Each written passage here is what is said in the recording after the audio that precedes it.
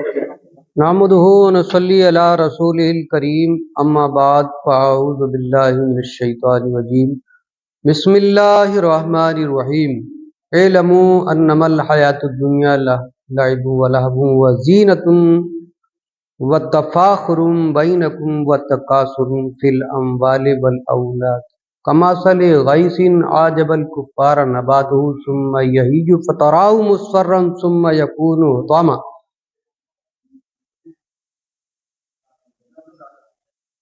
صدق اللہ العظیم. سامعین، آئیے ہم سب مل کر سب سے پہلے بارگاہ رسالت میں ہدیہ درود پیش کریں. پڑھیں اللہم صلی علی سیدنا و شفیعنا و نبینا و مولانا محمد و علی آل سیدنا مولانا محمد وسلم. خطبہ مسنونہ کے بعد قرآن مقدس کے 27ویں سپارے کی 19ویں رکوع کی پہلی آیت تلاوت کرنے کا شرف حاصل کیا. اللہ تبارک و تعالی نے انسانوں کی زندگی کے بارے میں اس آیت میں بڑے اچھے انداز میں ذکر فرمایا. ان کی تمام کیفیت کو، زندگی کی تمام کیفیت کو بڑے اچھے انداز میں ذکر فرمایا. ایک ایک بات کو جو ہے اللہ تبارک و تعالی نے سمجھا کھول کھول کر کے بیان فرما دیا. پہلا جو ہر لفظ ہے علم، جان لو. پہلے خبردار کیا ہے کہ خبردار ہو، جان لو. تم جو نہیں جانتے تو جان لو. والم علم انما الحیات الدنیا، یہ جو دنیا کی زندگی ہے نا، لعب و لہو، یہ کھیل کود کی طرح ہے.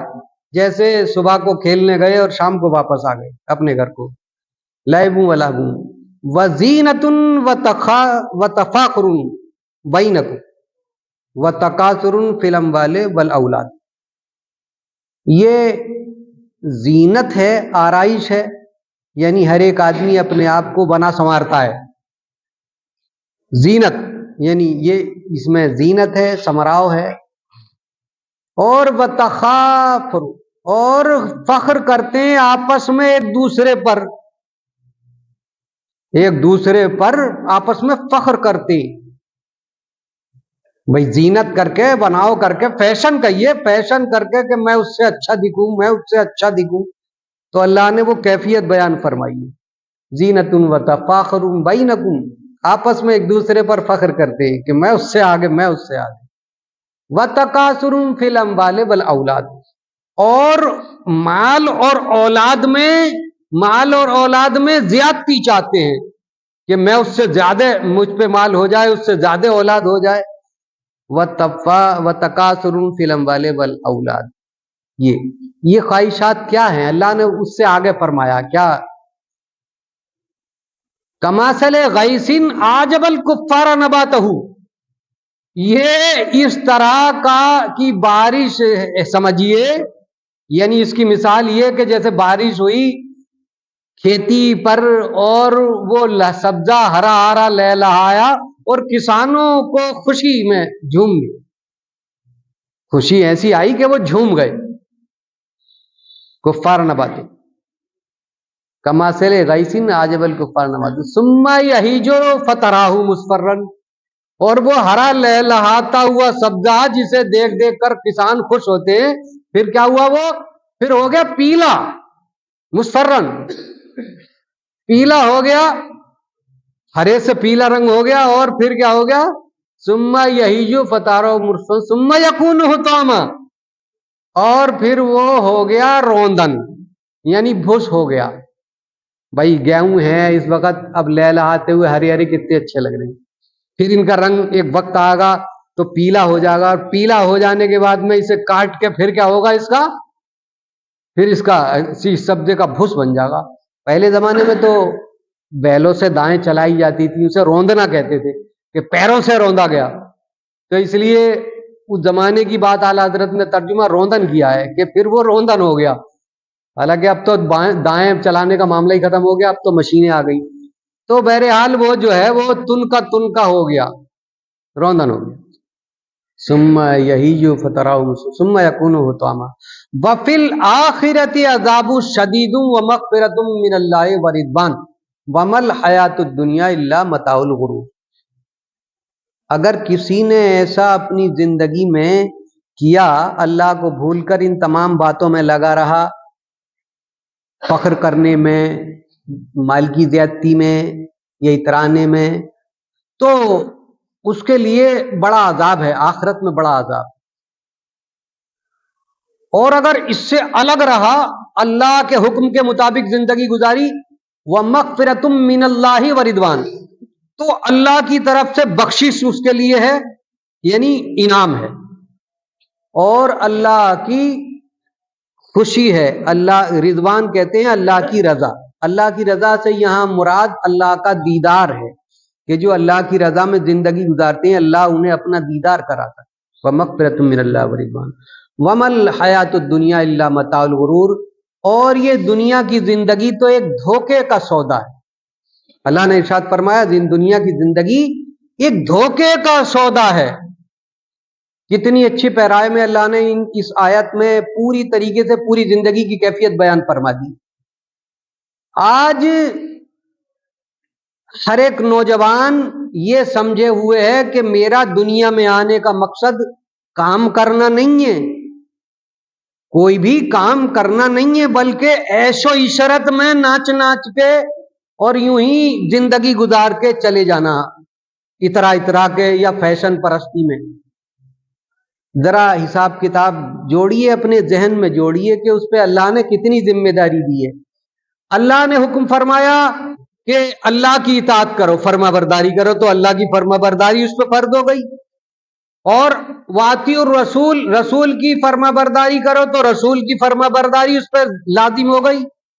اس کے علاوہ آئیے، اب باپ یہ چاہتے ہیں کہ میرا بیٹا ذمہ دار بنے، خوب کام کرے، میری خدمت کرے، ان کی ذمہ داری آ گئی باپ کی۔ ماں یہ چاہتی ہے کہ میرا بیٹا میری خدمت کرے، اطاعت کرے، تو ماں کی بھی ذمہ داری اور اطاعت کرنے کی ذمہ داری آ گئی آپ پہ۔